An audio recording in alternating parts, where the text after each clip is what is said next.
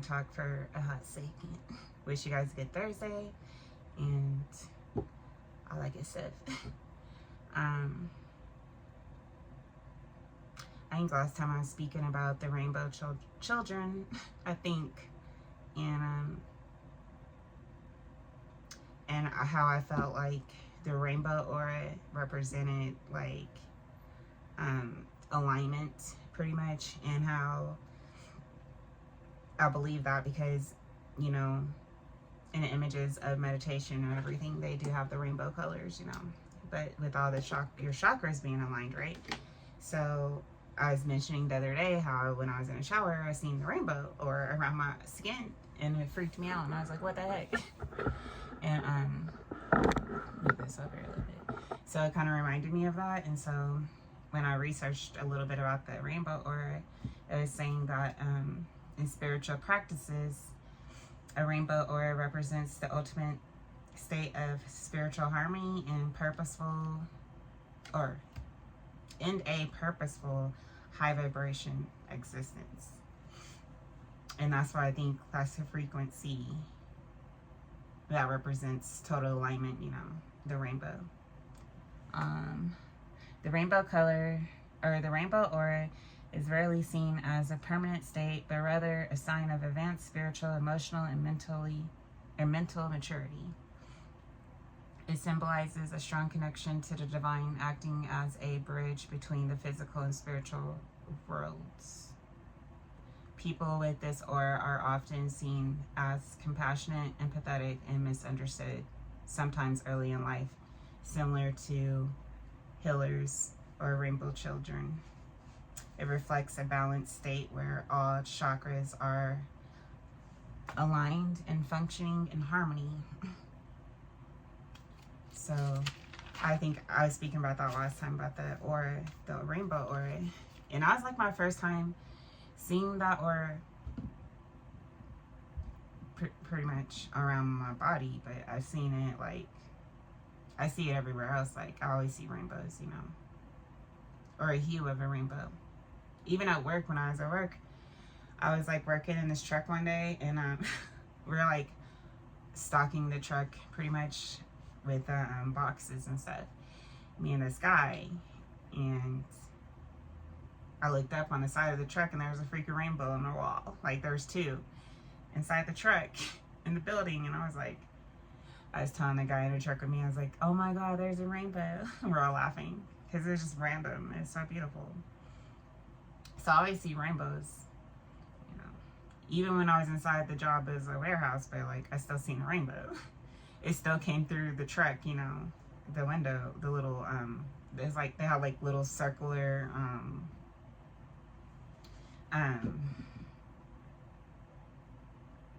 like circular like holes inside the truck, so that way light like vent for like a venting, I believe. I don't know, but there's little circular I don't even know what they call them, but there's like circular little, I don't know, holes inside of the truck that will let in sunlight, you know. But that's what I seen. It was a freaking rainbow on the wall, and I was like, I always see rainbows. That's the day I really noticed that rainbows are always around me, you know. But that's what it is. It's probably the vibration, you know, or alignment, being in total alignment. But that's why they say you're probably not going to have it all the time, because you may not be in total alignment all the time. But whenever you do have the rainbow aura, that means that you are in alignment, you know. So I thought that was interesting. And then another thing I thought was interesting, I think it has to do with Ra, that I was thinking about the other day, that I thought was really interesting. So Ra, I thought it was interesting, but I'm gonna tell you guys why. In Revelation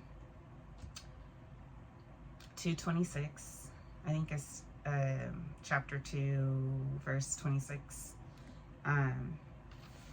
It says this, right? And I've always had this in the back of my mind, right? I was just like waiting for the perfect time to speak on it, but like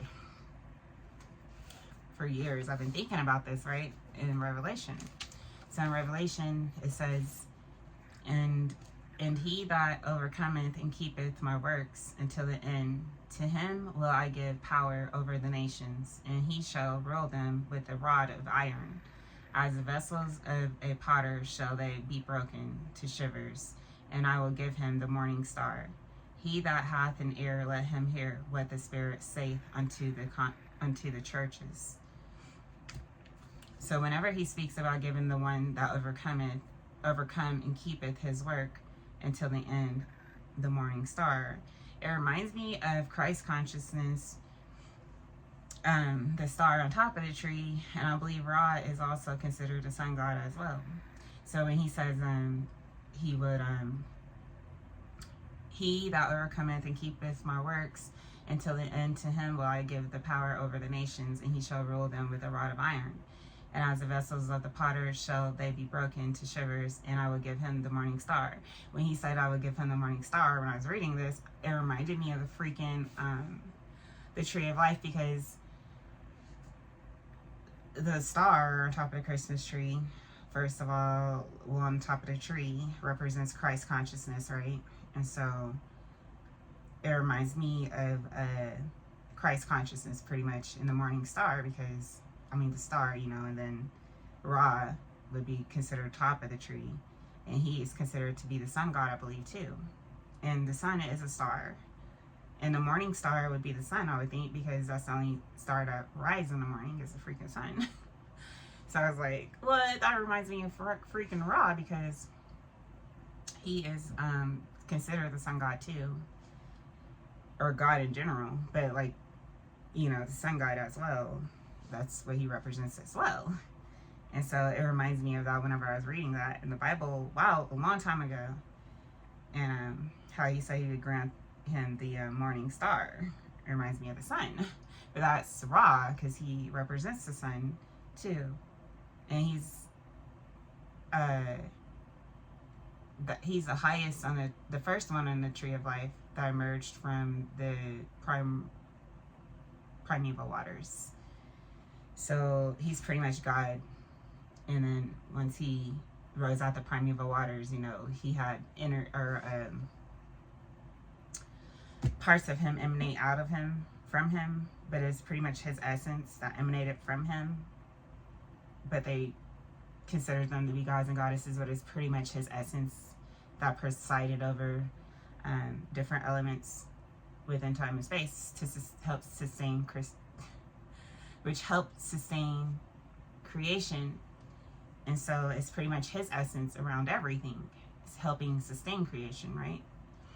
But in the beginning, it was Ra, right? And he was the first, which is why he is on the top of the tree of life. And once you reach Christ consciousness, the top of the tree, pretty much, then you'd be able to become one with everything. So I thought that was pretty interesting in Revelation.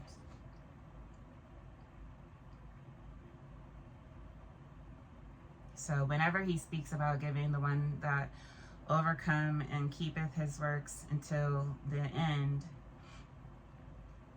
it reminds me of Christ consciousness, the star on top of the tree. And I believe Ra is also considered a sun god as well, which is a divine personification of the sun, representing power, life, light, and creation across cultures. Ra was viewed as supreme or sky dominating, which only makes sense regarding the tree of life, which is what I mentioned before, becoming one with everything. So he represented, or he is also viewed as supreme or sky dominating, which only makes sense regarding the tree of life, and raising your conscious state to the highest state, because I believe after that you will then be able to be one with everything once you master the principles, all 10 of the principles, within time and space at least. So that's what it reminds me of. Ra. Well, that was a revelation. You know? Well, that's the state you need to be at to be able to become one with everything. And I'll get into that later, like to where it'll make more sense. But I'm just like giving a little just a little bit. It's something. Okay, so I'm gonna give you guys a little bit more about Ra, just a little bit. I think he was the one that Isis actually, he gave her his name, his real name, because he didn't want anybody to know his real name, and so it was like a secret. And he was like the god, right? Pretty much.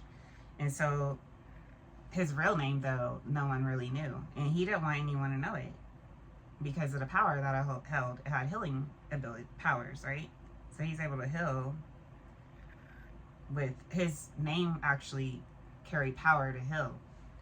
That's why he didn't want anyone to know, because of the power it held, right? But Isis tricked him and had him get bit by a snake and kind of manipulated him to give her his name to heal him, and he did. But he trusted her the most, I think. So he didn't really mind, but because he gave her that information, she ended up becoming like the most powerful goddess because of that knowledge that she had over everybody else. So she had like immense healing abilities because she knew his real name, but no one else knew it, right? But Ra is the image of the supreme and transcendental being in time and space. So time and space would be considered the Ta realm, I believe. Ta. Yeah, Ta is the grossest plane, which is Earth. So, okay, let's try this again. So, Ra is the image of the supreme and transcendental being in time and space.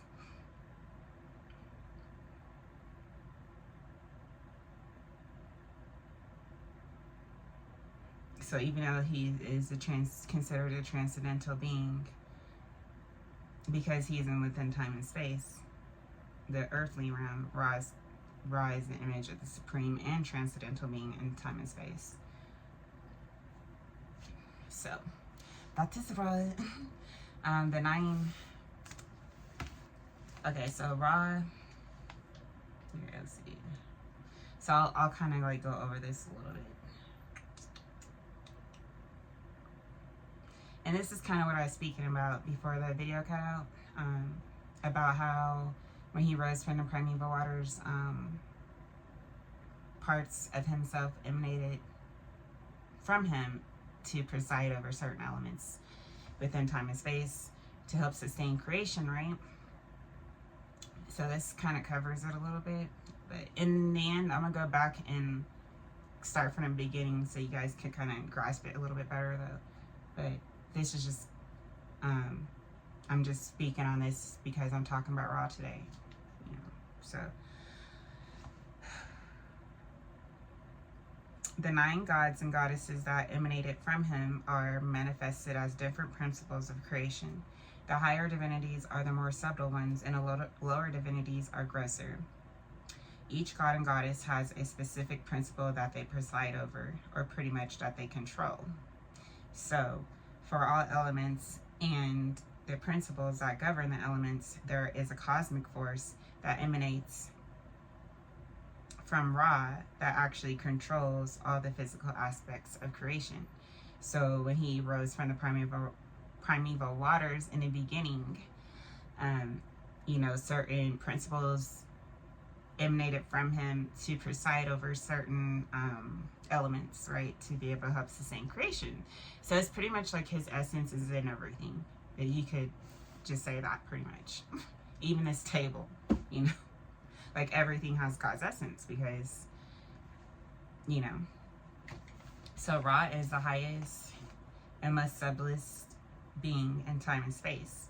Then the divinity Shu, which is air, and then water, which is Tefnut. They came together and they produced earth and heaven, which is considered Nut and Geb. Geb is considered to be the physical earth, and Nut is the sky, with the stars and planets which they form the physical world, which consists of the solar systems, galaxy, and the universe. Then Geb and Nut came together and ends up producing 5 more divinities, which is Asar, Aset, Set, Nephthah, and Haru-Ur.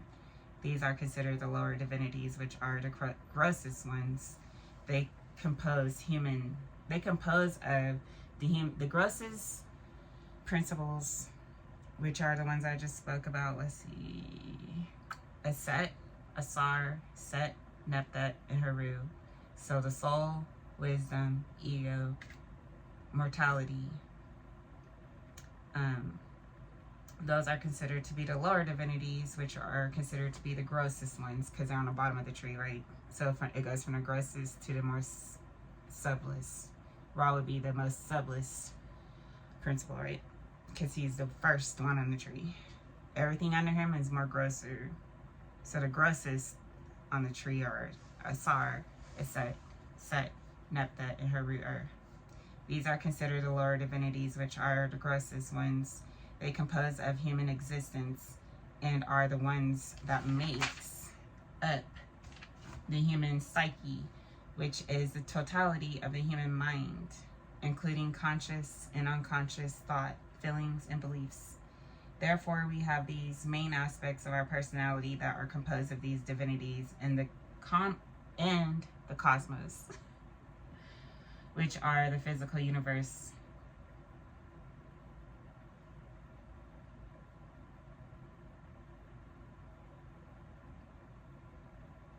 The physical universe, which is gross and subtle, which are composed of the 5, which would be Ra, Shu, Tefnut, Geb, and Nut. So those would be more of the subtle forces. On the higher part of the tree would be Ra, Shu, Tefnut, Geb, and Nut, which is Ra, which is spirit, fire, God. Shu, which is air, ether, space. Tefnut is water. Geb is earth, and Nut is heaven. In reality, your personality composes of all of these because we are a microcosm of the entire creation. So pretty much you're saying we have all those aspects inside of us. For example, you have Shu in you, which is considered space, air, ether, and you have the waters as well, which is the power of moisture within you. Because we do have moisture in our bodies. We have blood that runs through our veins. We do have moisture within our bodies. And saliva and all that. So for example, you have Shu in you, which is air, because we do breathe in air. Which would be considered space, ether, air. And you have the waters, which is the power of moisture within you. You have a little bit of you that is up in the sky, and a little of you that is down on the earth. So like the tree, we have, like the tree, which has its roots in the sky, and its branches coming down into the earth. So therefore, there are 2 forms. One form is for the divinities that are in time and space, and the other divinity that transcends time and space. Time and space is everything from the physical universe up into the heavens.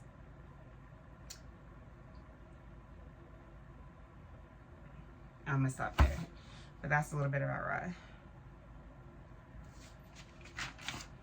So it's true, because you'll understand it a little bit more as time goes on, especially as far as like becoming one with everything, because we do have everything within us too, because we're a part of everything too, because we are a creation of God. And since he emanated certain forces emanated from him when he in the beginning, when he rose from the primeval waters, that means like he's pretty much around everything, exists within everything, even us. And because of that, we do have more power than we think that we do. But we just have to learn how to raise our conscious states, and clear our hearts. Because if you don't do that, it's not going to work. That's the top of the tree, Christ consciousness. Let's see.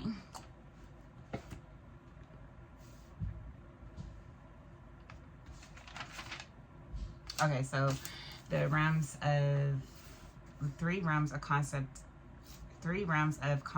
of creation is Ta, which is earth, Pet is heaven, Duat is the netherworld, and Ta, of course, which is earth, would be considered the grossest plane. Pet is the Duat. It is abode of the gods, goddesses, spirits, and souls. The Duat is the plane of thoughts, the subtle nature without the gross physicality. It is a realm where those who are evil or unrighteous are punished, which is hell. But it is also where the righteous live in happiness, heaven. So heaven and hell. It's pretty much the other world, which is the spirit realm. It's also the realm of the hidden supreme being. It's the realm of the unconscious human mind in the astral plane. That's the Pet realm. Yeah. The astral plane is a non-physical realm or dimension believed to exist alongside the physical world. It's a realm of existence for non-physical beings. That is the astral plane.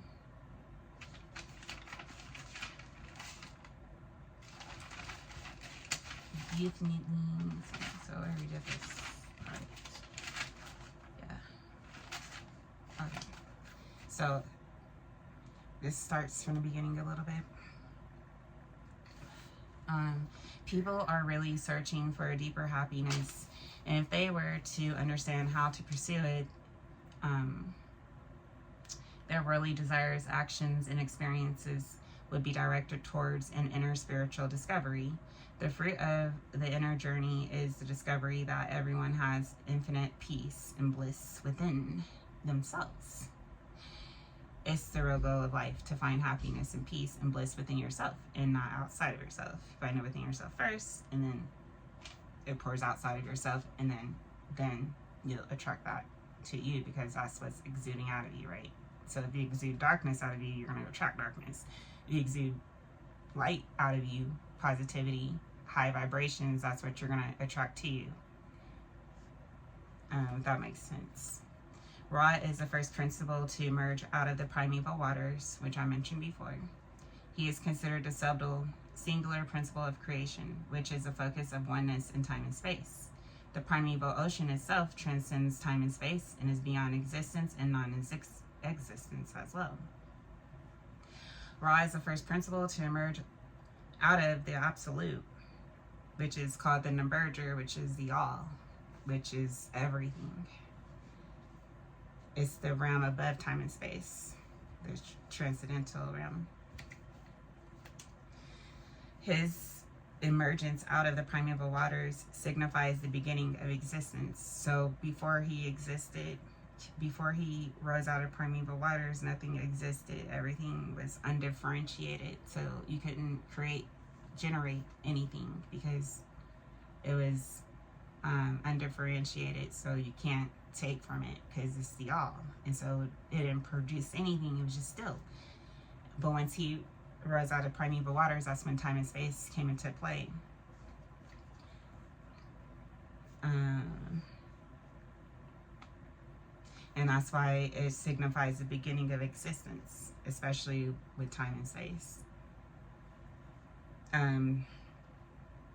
The journey of self-discovery refers to the coming into awareness of one's own divine essence. Creation is rooted in the spirit as well as every human being. Whenever we become aware of this knowledge, it's said that heaven would be discovered on earth. Yeah, so once we understand that we're part of the cosmos as well, we have it in us as well, then that's when we'll discover that heaven on earth, true happiness.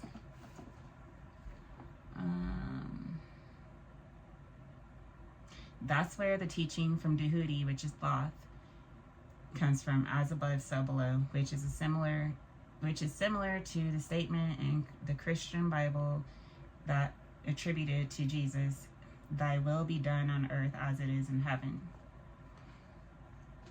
In the Indian theurgy of life, the journey of spiritual evolution begins at the principle denoted by the number 10, which will eventually lead to number 1, which will be considered the Supreme Spirit. So, as I was telling you guys before, there's 10 principles. There's really 9, but altogether there's 10 principles. The lowest principle would be considered the 10th principle, which is Haru-Ur, but he's really not the lowest. Haru-Ur is considered the master of the earth because he mastered all the other 9 principles. So once you master 9 principles on a tree of life, then you become the master of the earth, which would be considered Haru-Ur. So that's where the 10th principle comes from, but there's really 9. Because the 10th one is just like a completion, pretty much. So once you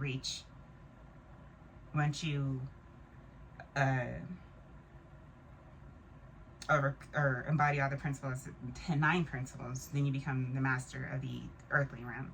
And that's the 10th principle, Haru-Ur. But he's a master. But he's considered the 10th principle, if that makes sense. In Indian theurgy, tree of life, the journey of a spiritual evolution begins at the principle denoted by the number 10, which I mentioned, which will eventually lead to number 1, which would be considered the supreme being, which is Christ consciousness. Each principle relates to an aspect of the personality, as well as the cosmic aspect of creation that must be discovered and mastered. Whenever it occurs, the spiritual evolution of the aspirant is promoted until the ultimate destination of spiritual enlightenment is reached. So your spiritual evolution of the student is still promoted, and then until the ultimate destination would be, which would be considered the Christ consciousness, which is the ultimate destination of spiritual enlightenment. The principles upon which creation manifests.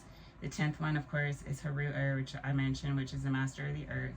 The 9th one is mortality, which is Neptha. Neptha is mortality. The 8th one is Set, and that is ego.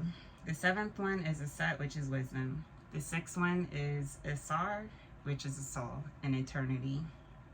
The 5th one is Nut, which is heaven. The 4th one is Geb, which is earth. The 3rd one is Tefnut, which is water.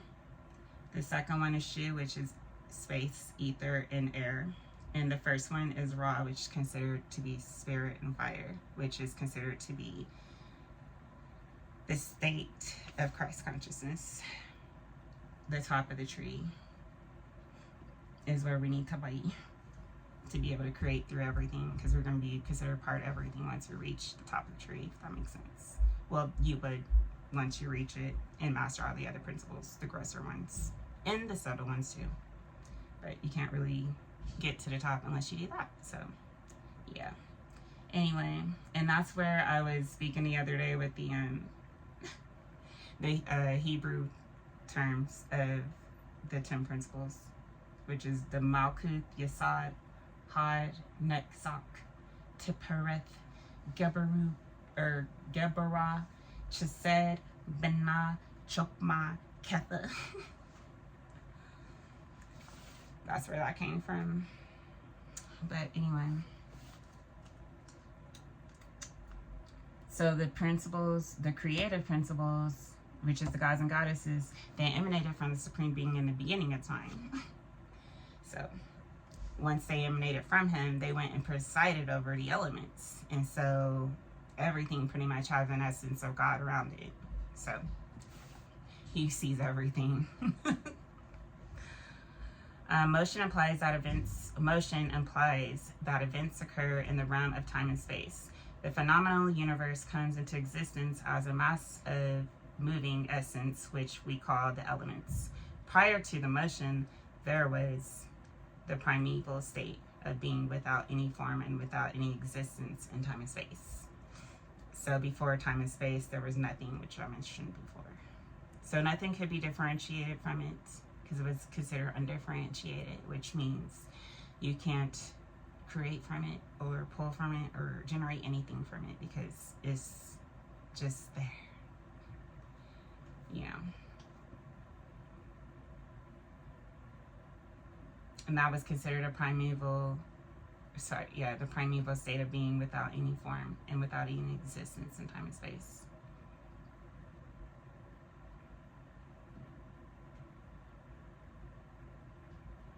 So in the Kemetic tree of life, each sphere and divinity represents a particular human and cosmic issues that must be experienced and mastered in order to progress. So in the Kemetic tree of life, each sphere and divinity, which is like the 10 principles, right, represents a particular human aspect. So the lower 5 spheres, and then the cosmic as well, which is the upper 5 spheres, which will be the upper 5 spheres would be considered the more subtle principles.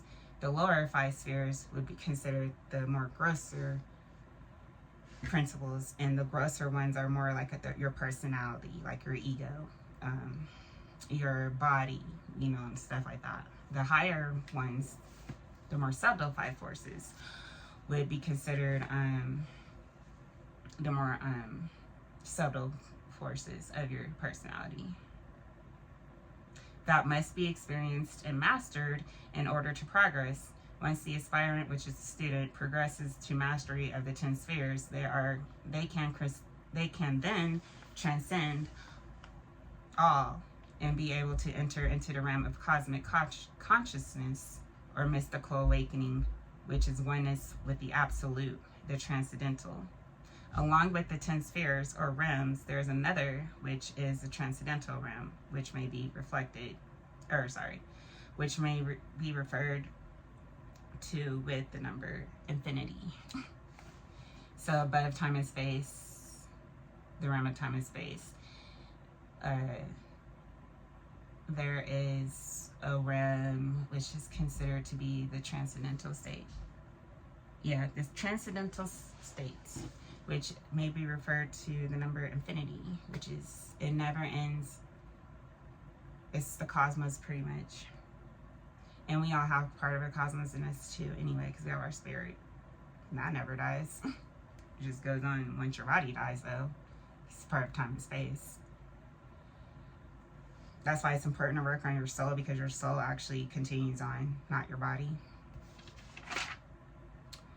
But so the perfection of the soul is more important, Well, I mean, your body's important too, because your soul is in your body, but still, your soul actually lives on longer than your body.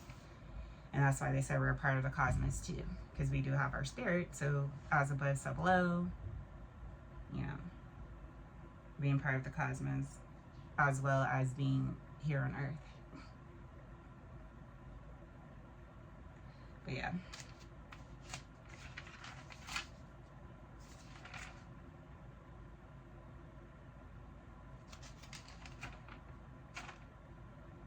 That was about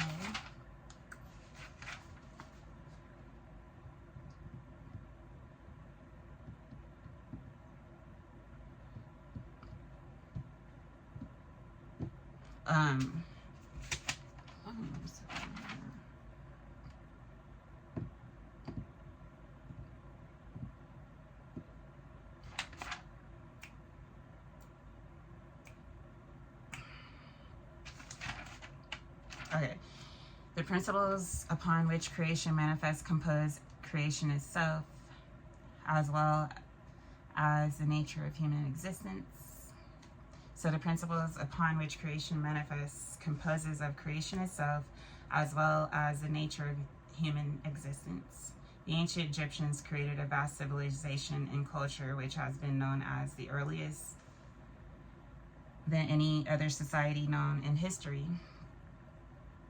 They organized a nation that was based on the concepts of balance and order, which is Ma'at, as a foundation for the practice of religion and the pursuit of spiritual enlightenment.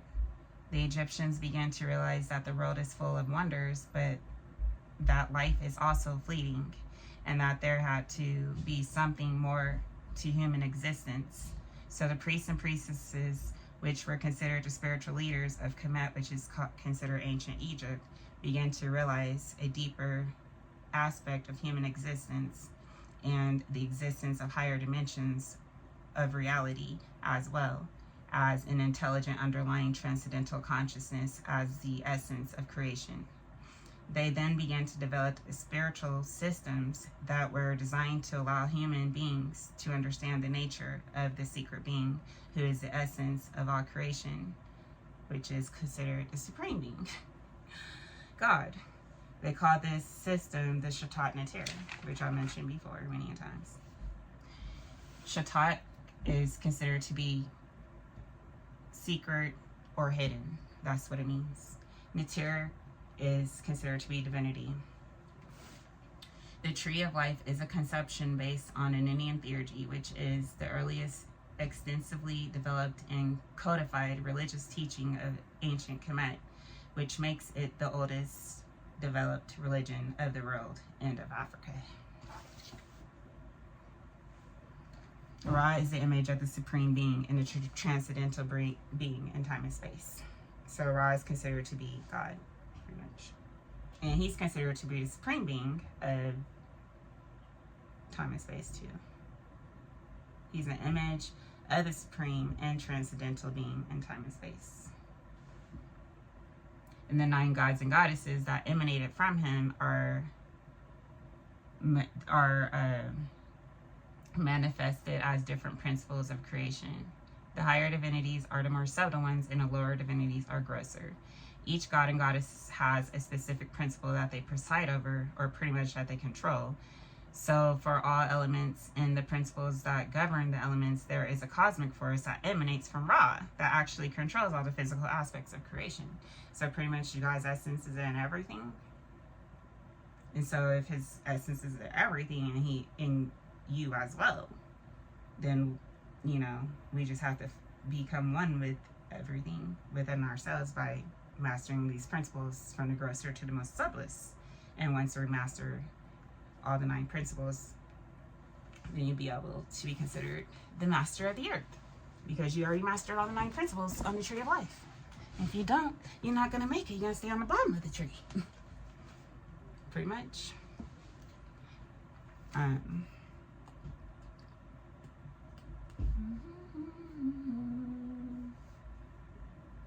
So for all elements and the principles that govern the elements, there is a cosmic force that emanates from Ra that actually controls all of the physical aspects of creation. Ra is considered to be the highest and most subtlest being in time and space. Then the divinity Shu, which is air, comes after. Then Tefnut and so on. You know.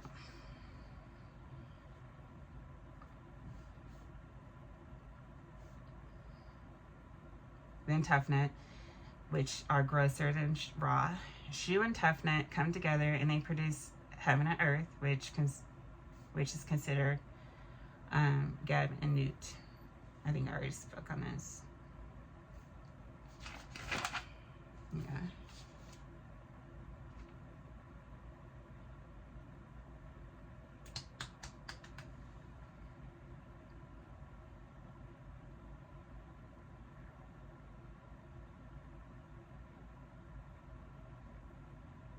So therefore there are 2 forms. One form is for the divinities that are in time and space, any other divinity that transcends time and space. Time and space is everything from the physical universe up to the heavens, everything at all levels of creation. So beyond the duat plane of existence is considered the transcendental state, which would be the all-encompassing divinity, so the all, pretty much. Everything. So once you master all the principles and everything on the tree, you know, the next realm would be considered a transcendental state.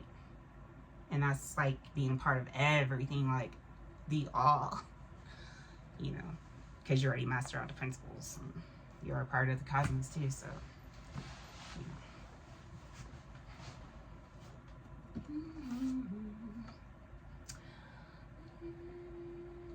In order to climb the ladder of the tree of life, you must master various principles, which I mentioned before. Climbing the ladder means to learn about the divinities and be able to cultivate the cosmic energies they manifest to foster the development. In order to master the principles and levels of existence they preside over within existence. All right, sorry. Let me say that again. In order to master the principles and levels of existence they preside over within yourself, if you don't master the principle, the opposite, which is egoistic force of the principle, will end up mastering you. So if you don't master, let's say you don't master the principle of ego, which is set. If you don't master that principle and overcome your ego, then your ego is going to overcome you and make you get in trouble, right? Which is detrimental to yourself. And so your ego will actually be in control over you instead of you being in control over it. So if your ego is in control over you, then you're going to do irate things and do things that are detrimental to you, right? Versus if you are in control of your ego, you know. So that's one example of a principle to master. Because if you don't master it, then it'll become a master over you, which will make you stay stuck on the bottom of the tree, because you ain't going to be able to rise consciously if you're always in your ego. So if you don't master the egoistic principle, the opposite will occur. The egoistic force of the principle will end up mastering you, which will then control you and will eventually lead you into worldly existence.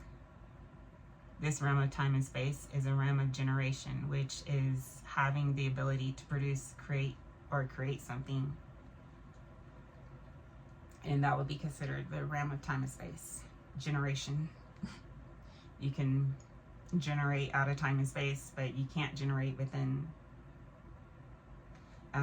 if time and space didn't exist.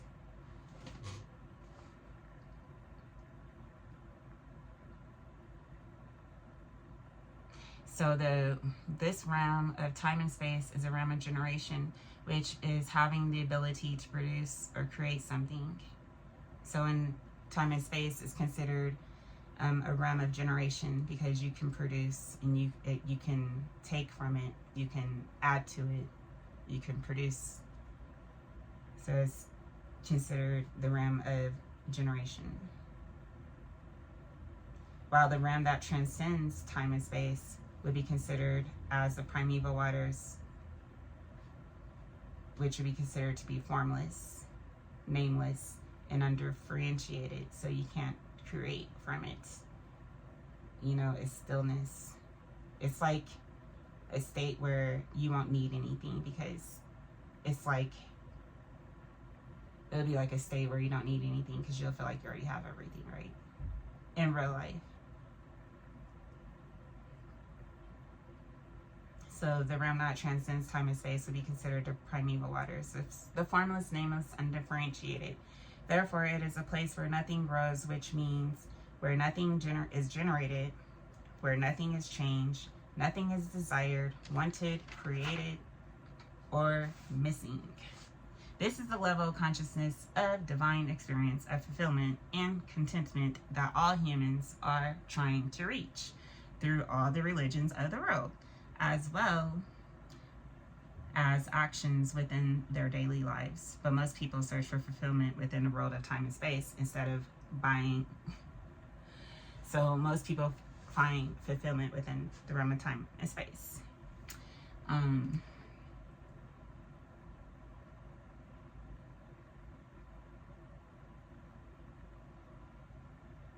So most people search for fulfillment within the world of time and space instead. So they buy cars, party, have children, etc. And doing these things, people are really trying to find completeness, fulfillment, and truth. But due to the realm of time and space being limited and changeable, there can never truly be an abiding contentment there. So because the realm of time and space changes frequently whenever you want it to change, it's no true happiness within time and space. So by searching for happiness within other things like cars, children, whatever, mates, it's not ever going to be a abiding fulfillment because it's within time and space. Because of the fact that it changes, everything could change. You could be happy one day with a car, and then the next day you might not be happy because you want a new one. So you're always changing. You're always like searching for something else to make you happy because you think that happiness is within time and space, but without realizing that happiness is really inside of you. When you realize happiness, when you find the happiness within inside of you, that will become abiding because, you know, it could go on forever because you're happy, genuinely happy with yourself instead of finding happiness outside of yourself, pretty much. But people are always try to find happiness with the outside of themselves instead of within themselves. So that's why they're never really happy. That's what they're saying. Well, that's, yeah, what it means. In doing these things, people are really trying to find completeness, fulfillment, and truth. But due to the realm of time and space being limited and changeable, there can never truly be an abiding contentment there. So it never lasts forever. So you may be able to manifest within time and space, but it's not an absolute truth because it's not abiding. And anything that's not abiding, which means don't last forever, is only a relative reality and not a truth. So within the realm of time and space, you'll never be able to find abiding contentment within this realm because everything changes and nothing is abiding in time and space. So nothing is forever in time and space. And the only thing that you'll be able to find is something that will only satisfy you temporarily until another desire arises. The only way you'll be truly happy and fulfilled is when you attain transcendental consciousness. So in the tree of life, it explains that a human being is to become Heru, which would be considered the master of the earth, which represents the perfection of consciousness. He is a human and knowledgeable about physical creation, but he also knows Ra and the higher realms of existence, even while living as a human being on earth, which would be considered the grossest realm. He is listed as the lowest Neteru on the diagram of the tree of life because he is the master of the lower master of the earth realm. And that's what I mentioned before. That's why he's considered the 10th principle, but he's really just the master of the 9 principles. That's why he's a 10th principle. So he's not really on the bottom of the tree of life. He's just on list. He's just located on the bottom because he mastered all the other principles within time and space.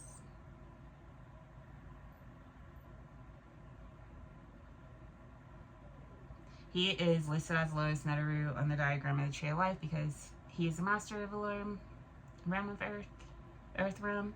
Heru represents the potential of every human being who's living on earth, who can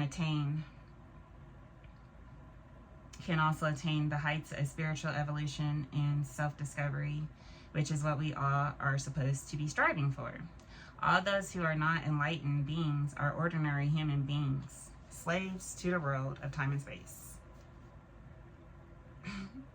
So they're saying that anyone that's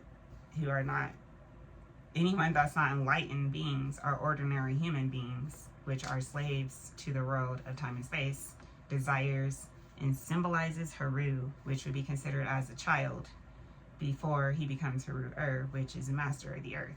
So anyone that, isn't enlightened, they're still considered as a child until they become the master of the earth, which is considered Heru.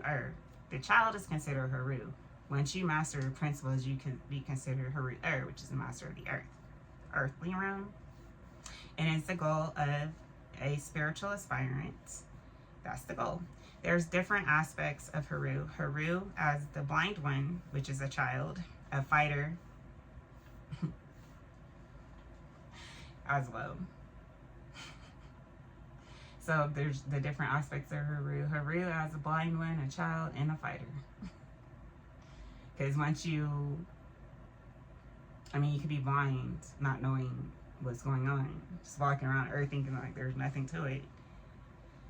And then the child, which is like not being enlightened, but then you become the fighter because you're becoming enlightened and you start fighting off these forces, you know, the principles, and going fighting, overcoming these principles and embodying certain principles to be able to come one with everything, right? To have Christ consciousness in the end. So that's why there's different aspects, you know, to Heru. The blind one, the child, and the fighter. The fighter only comes out once you become enlightened to be able to raise your conscious states. But if not, you're just still the child, which is Heru. Nothing that's good for you is easy. So there is a struggle that has to go on for Heru, or for you to become the master of the earth, of course.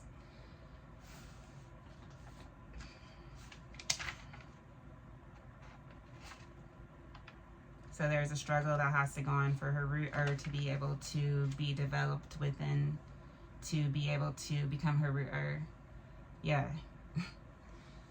You gotta go through trials and tribulations and not give up. So you have to actually go through it yourself. It's no cheat sheets. You actually have to go within yourself and heal yourself, and then go through all these motions. The dark night of the soul, pretty much. So it's like no way that you could fake it. Heru symbolizes the spiritual aspiration, which is a kind of aspiration that allows you to have the determination and fighting character to be able to forge ahead despite the formidable obstacles in a way of attaining enlightenment. That's where Set, which is ego, comes into play. Egoism is the most powerful foe, which is obstacle of a spiritual aspirant, which is I'm always mentioned. The ego will always set you back. You will always be stuck on the bottom of the tree if you never overcome your ego, because your ego will overcome you, and you're never going to be able to move up because you're still stuck, because the ego is in control. You're not in control of your ego. The ego controls you. So therefore, you're going to be stuck unless you overcome that principle. Ego comes into play. Egoism is the most powerful foe, which is obstacle of a spirit aspirant to attaining enlightenment. Set is considered to be the rival of Heru. So the ego is considered to be the rival of the student or the child. That's considered to be not enlightened. So the ego is pretty much in control of the child. So by attaining enlightenment, you must control the lower forces that are operating through you, that are leading you astray. They are controlling your life, and then you are to come into the knowledge of that your higher self, which would be considered the transcendental aspect of yourself. Once you overcome it, you'll be able to become more knowledgeable, which will make you become more enlightened, right?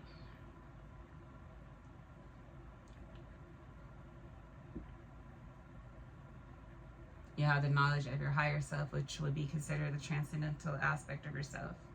In order for you to take your first steps into transforming yourself into the master of the earth, your Heru Earth self, you would be your master of earth self. You must make the journey to discover Ra within yourself, but it's not going to be easy because it's almost like you have a layering between you and Ra. So you are like on the lower end, and you have all these layers between to even get to Ra that you have to overcome, right? So you on the lower end walking around the earth, and all these layers of cosmic forces, which are symbolized as the Neteru or the divinities, like they're between you, right? So you have to like overcome these principles to get to the 9th principle, and then which is considered to be Ra.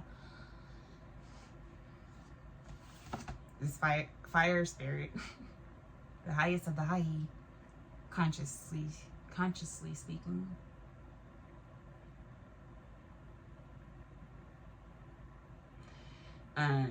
But then another important aspect of that is I always speak about how important your heart is, because your heart is the mind of yourself, which would be considered as the ego thoughts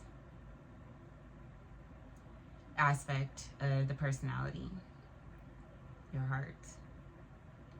It's the essence which contains the desires, feelings, and unconscious thoughts that emanate from the soul of a person. So to know one's heart is the great injunction of spirituality. To know your heart is synonymous with knowing your innermost self. So it's always good to know thyself. A person who has gained control of his body and his soul will not be imprisoned. It pretty much means that he has gained knowledge of his true, deeper, powerful self. And once you end up gaining that knowledge, you will end up viewing yourself as your higher self, which will then give you power over your ego personality in the physical realm as well as the nether world. So it's good to like overcome the principle of ego. Or all the lower principles pretty much, but ego is really important, because if you don't get rid of your ego, you're stuck. You're never gonna rise. You're always gonna be on the bottom of the tree. Especially because, you know, ego, like, you harbor those negative energies in yourself, like hate, jealousy, envy, all that stuff, and that's not good feeling anyway. So if you always have that feeling inside your body, of course you're gonna be stuck. Because it's not a good feeling. The only way that you can rise is if you heal your heart, right? So you can feel lighter, but you're always going to feel heavy if you're always carrying hate within your heart. Heaviness. And when you're heavy, you can't do anything that's going to last. So that's what they mean about that. When they speak on that actual personality within yourself, within everyone. The ego especially. But I thought that was pretty interesting. But that's why, like, on as I mentioned before, I'll talk about that later. But as I mentioned before,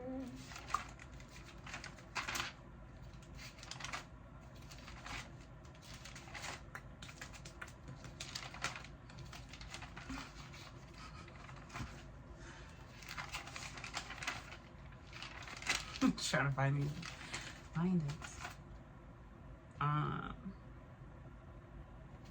That's what I mentioned before, how it's interesting in Revelation chapter 2, verse 26. And he that overcometh and keepeth my works until the end, to him will I give power over the nations, and he shall rule them with a rod of iron, as the vessels of the potter shall they be broken to shivers, and I will give him the morning star. He that hath an ear, let him hear what the Spirit saith unto the churches.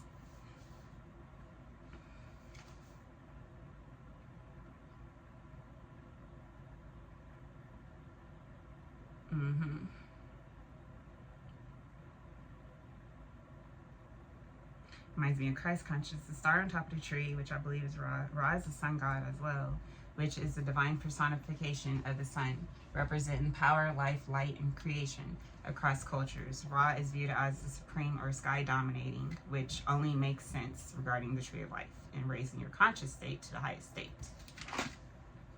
to become one with everything. Then you'll be able to govern the skies. I think Isis governed the skies, if I remember right. I'm gonna go check really quick. Actually, I think I have written the thing down somewhere. 1 second.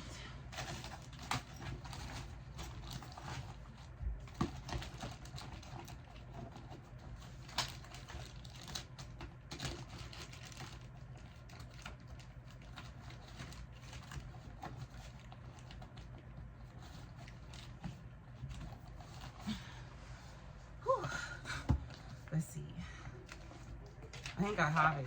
The curly too. I don't know if it's in this or not. Maybe not. Oh, I wrote it on red.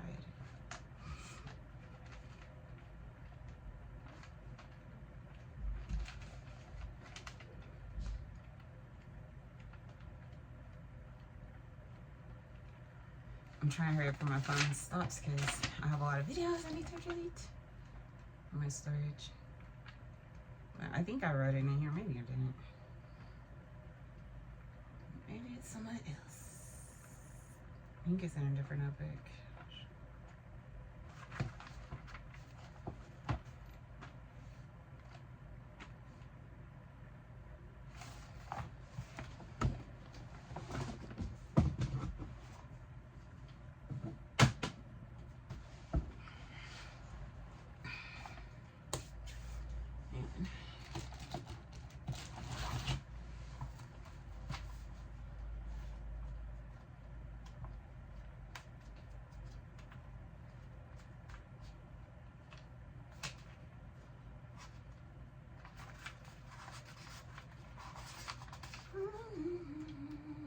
If I don't find it today, I'll find it later. But I know I wrote it down.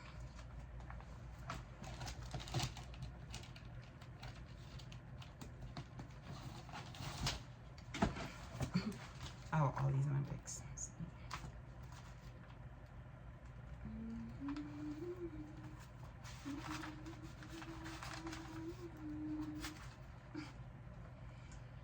Girl, you look good. I got money and I don't wanna waste my time.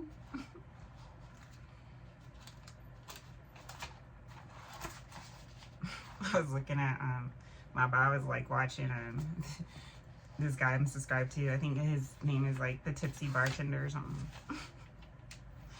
And he like makes cool freaking drinks too. So I was like thinking about that song Essence. And he's like, how many drinks will it take for you to be with me? Girl, you look good and I got money, but I don't wanna waste my time. I don't see it, but I wrote it down one of those days. I don't know where it is. But it's crazy because it's so much about her. And it's making me upset. I can't find it. Cause I love Isis. She's like my favorite goddess. I think her and well, I like all of them actually. Bastet is cool. Sekhmet too. They're all cool to me.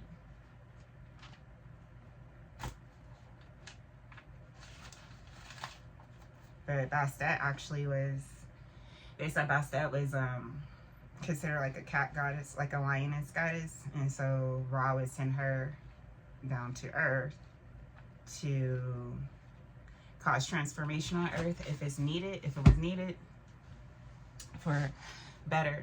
So she'll like go to war if she had to for Ra. Like he would send her to do certain things to like provide order on Earth if it was out of whack. That's what how Bastet. Bastet was kind of like a warrior. She's so amazing. So I love her too. She's like a cat lioness goddess. So she's like associated with lots of cats. And cats were considered to be really magical in Egypt. That's why they would like dress them up in jewels and like stuff, you know, because they'll bring like good luck to them. That's what they would think. And then on top of that, they would get rid of like, you know, detrimental things around the house, like snakes and stuff. So they really valued their cats. So I can't find the one with Isis though. I don't know where it is. I don't know. I'll have to find it later. I'll talk about her later, I guess.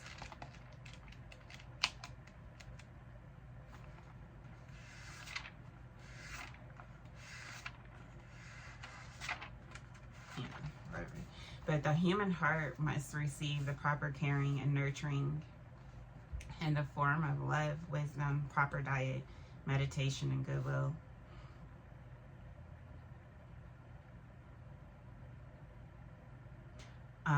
Whenever you have a profound understanding of the nature of creation and the heart It will make it almost impossible to commit crimes or even consider sinful thoughts. Virtue is a quality which implies harmony with the universe. It's what leads a human being to come into harmony with the divine. So being truthful, being within your truth, leads you to the harmony with the divine. Sin operates in a human life as any movement which works against self-discovery. Virtue is any movement towards discovering the truth of the innermost heart. Virtue is moral excellence and righteousness and goodness.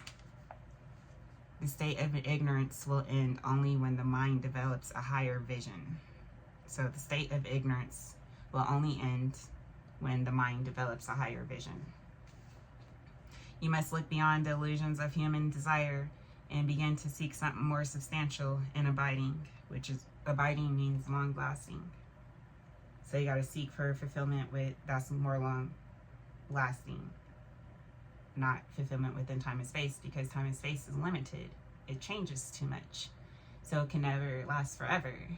So if you get happy about your car, it's not going to last forever. So you're never going to be truly happy if that's the only reason why you're happy. So you got to find a longer lasting happiness within inside of you. And the only way that you can find that is with going within yourself and purifying your heart, purifying yourself, being within your truth, being your true self, your true authentic self, in order for you to find abiding happiness and fulfillment, which is long lasting. Those who seek to use violence to have their way, to control others, or to promote order in society are really expressing their own inability to control themselves. Jesus, a set and a set.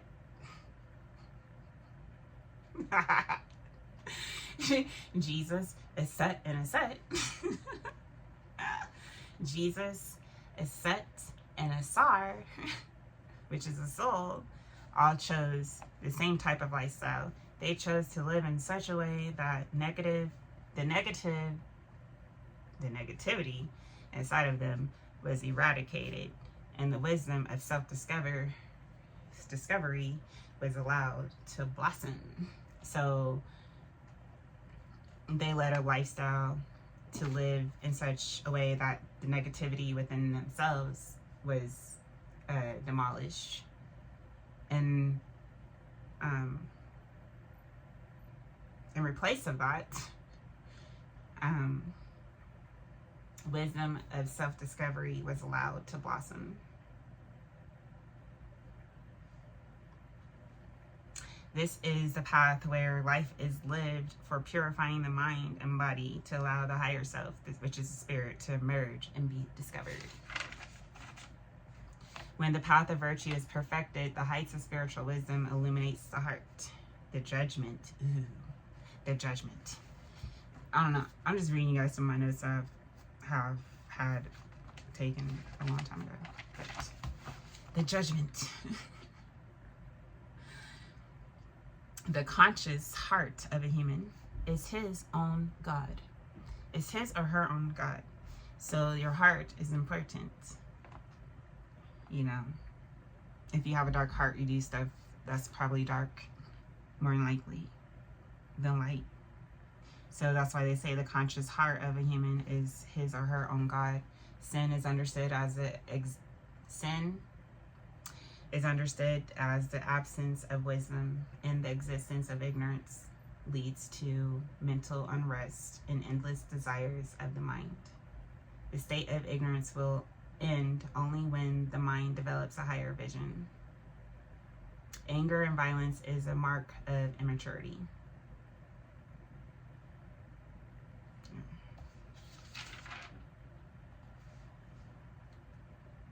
But yeah, that's all I'm going to say about that. I can't believe I can't find one with Isis.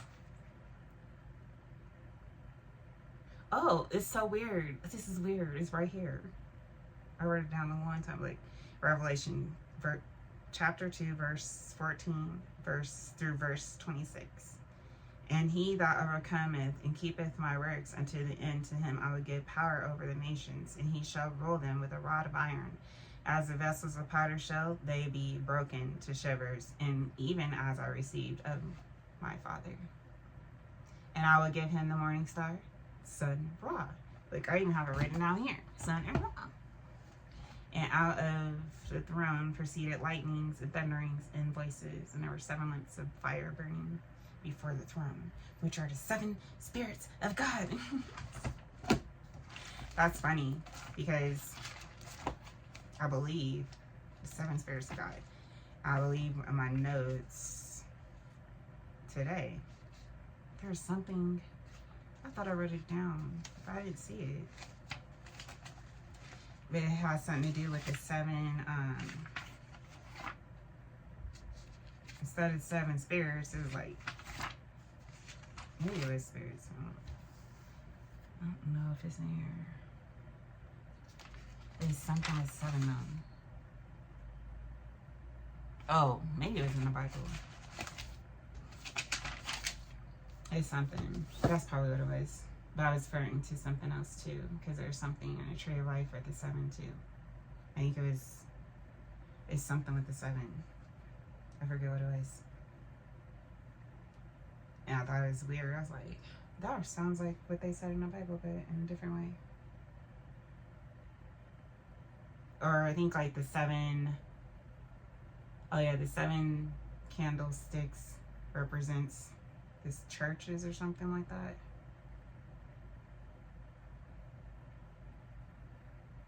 And then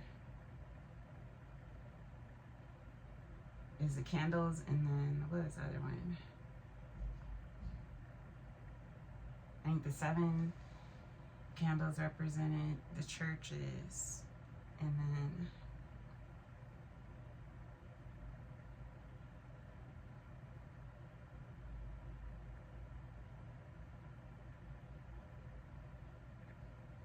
I forget. I'll have to go over it. It's something like that. And he told him to go to the churches and explain to them like what was going to go down because of the actions and stuff. And something with the candlesticks, and then the what was the other one?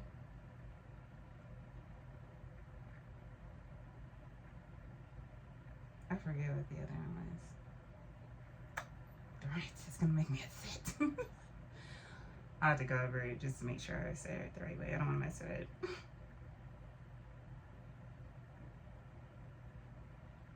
But he's pretty much supposed to go and let, this is in Revelations, go and let the churches know what was going to be, what's going to happen, you know, due to their actions and stuff.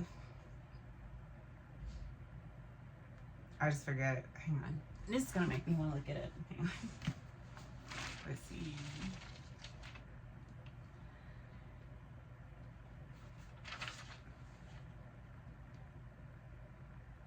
Yeah, and he that overcome. This is like obviously something I'm supposed to see. This is the third time it just popped up. I just went straight to the page, and it says,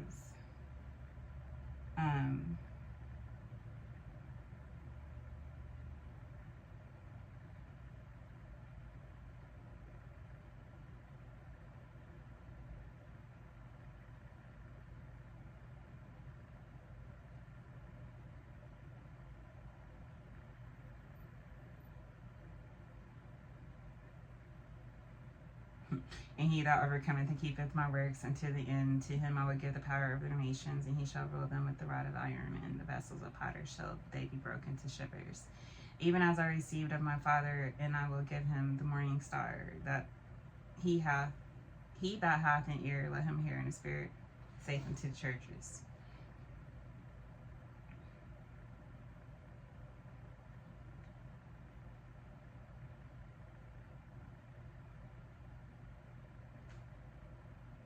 I'm trying to find where he talks about the candlesticks.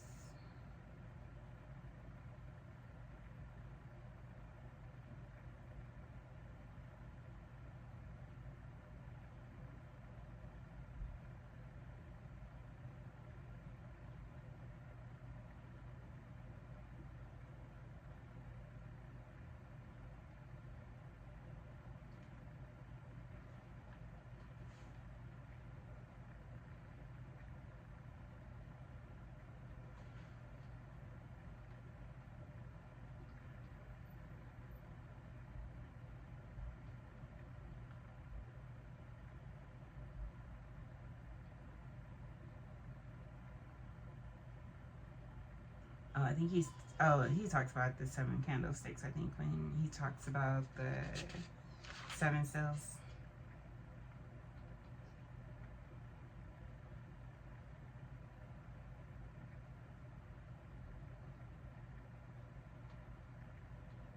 Unto the angel of the church of Ephesus write, these things saith he that holdeth the 7 stars. That's what it is. 7 stars. Okay. He that holdeth the 7 stars in his right hand, who walketh in the midst of the 7 golden candlesticks. I know thy works and thy labor and thy patience, and how thou canst not bear them which are evil, and thou hast tried them which say they are apostles and are not, and hast found them liars.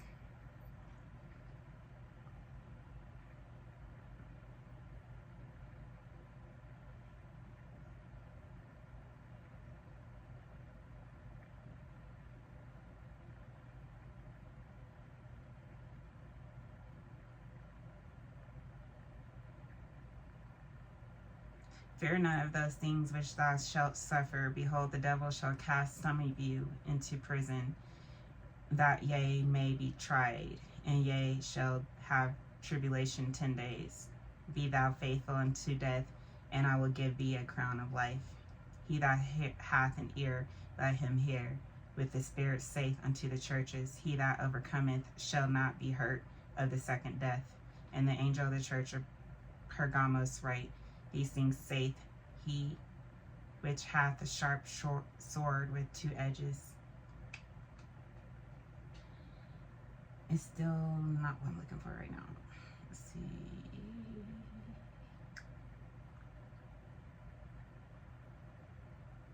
I am the Alpha and Omega, the beginning and the ending, saith the Lord, which is, and which was, and which is to come, the Almighty. I, John, who also am your brother and companion in tribulation and in the kingdom and patience of Jesus Christ, which Jesus Christ was in an isle that is called Patmos, of the word of God, and for the testimony of Jesus Christ.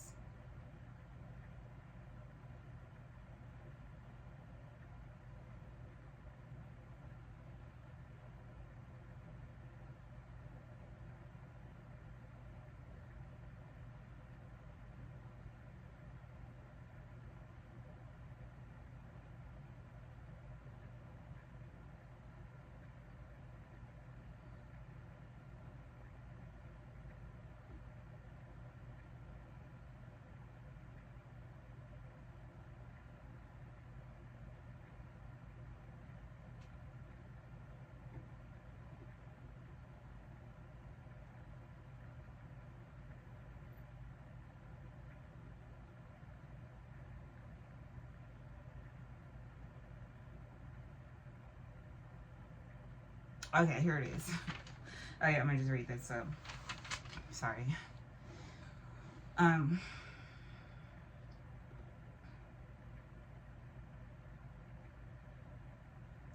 So I'll just read this really quick. And then he goes, this is Revelation chapter 1, verse 8 through 20. I am Alpha and Omega, the beginning and the ending, saith the Lord, which is, and which was, and which is to come, the Almighty. I, John, who also am your brother and companion in tribulation and in the kingdom and patience of Jesus Christ, was in the isle that is called Patmos, for the word of God and for the testimony of Jesus Christ. I was in the Spirit on the Lord's day, and heard behind me a great voice as of a trumpet, saying, I am an Alpha and Omega, the first and the last. And what thou seest, write in a book, and send it unto the 7 churches which are in Asia, unto Ephesus, and unto Smyrna, and unto Pergamos, and unto Thyatira, and unto Sardis, and unto Philadelphia, and unto Laodicea. And I turned to see the voice that spake to me. And being turned, I saw 7 golden candlesticks, and in the midst of the 7 candlesticks, one like unto the Son of Man, clothed with a garment down to the foot, and girt about the paps with a golden girdle. His head and his hairs were white like wool, as white as snow, and his eyes were as a flame of fire. I've seen that before in a dream. It's weird. Where the eyes would like glow. But they're in the clouds. These people are in the clouds, but their eyes are glowing. And they're like having a meeting in the clouds at night.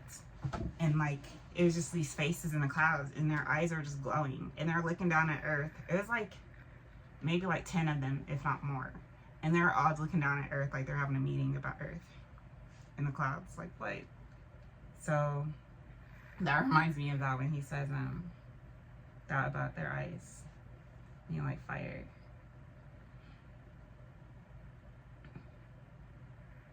So I turned to see the voice that spake to me, and being turned, I saw 7 golden candlesticks. In the midst of the 7 candlesticks, one unto the Son of Man, clothed with a garment down to the foot, and a girt about the paps with a golden girdle. His head and his hairs were white like wool, as white as snow, and his eyes were as a flame of fire, and his feet like unto fine brass, as if they were burned in the furnace, and his voice as the sound of many waters. And he had in his right hand 7 stars, and out of his mouth went a sharp 2-edged sword, and his countenance was as the sun shineth in his strength. And when I saw him, I fell at his feet as dead.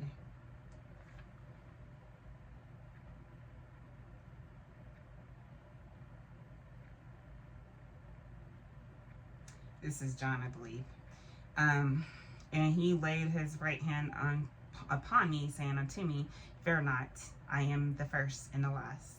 I am he that liveth, I am he that liveth and was dead, and behold, I am alive forevermore. Amen.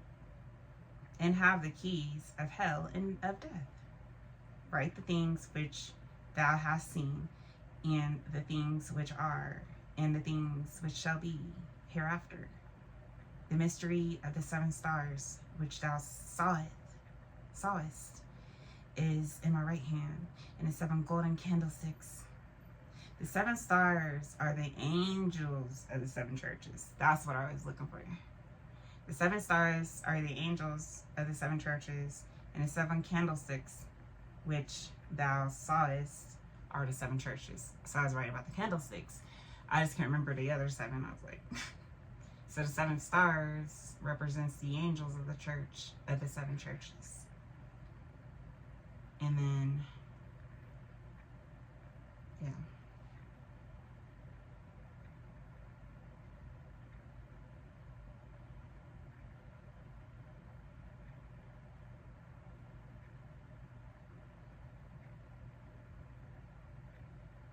Oh, that was interesting.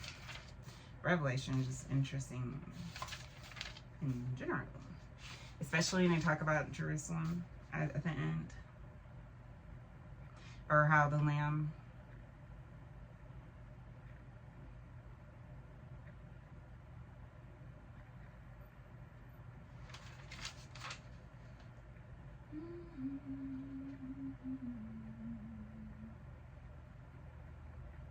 when he talks about Jezebel too. How she gained many riches.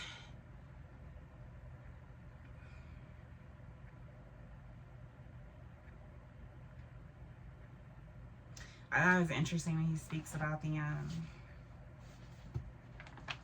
don't want to make this too long, but when he speaks about the woman and how the beast is the beast is after her child, but like the beast wasn't like able to get to her child like he wanted to, because the child carried the works of God himself or something. Like, he's really righteous, but like the beast is after the child, like even before he's born, like trying to destroy the woman or whatever or something.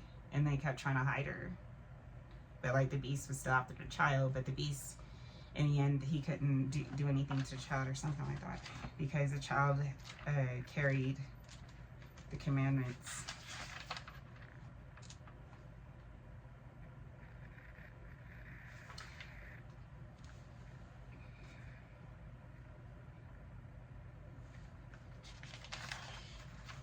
right here.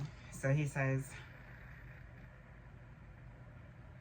and there appeared a great wonder in heaven, a woman clothed with the sun and the moon under her feet, and upon her head a crown of 12 stars. And she being a child cried, and she being with child, so she's pregnant,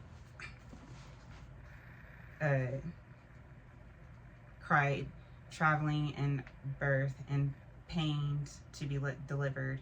And there appeared another wonder in heaven, and behold, a great red dragon, having 7 heads and 10 horns, and 7 crowns upon his heads. And his tail drew the third part of the stars of heaven, and did cast them to the earth. And the dragon stood before the woman, which was ready to be delivered to devour her child as soon as it was born. And she brought forth a man-child, who was to rule all nations with a rod of iron.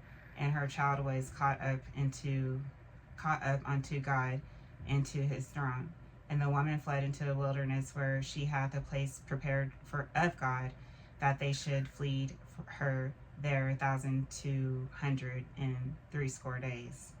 And there was war in heaven. Michael and his angels fought against the dragon, and the dragon fought and his angels, and prevailed not, neither was their place found any more in heaven. And the great dragon was cast out, the old serpent called the devil and Satan, which deceiveth the whole world. He was cast out into the earth, and the angels were cast out with him. And I heard a loud voice saying in heaven, Now is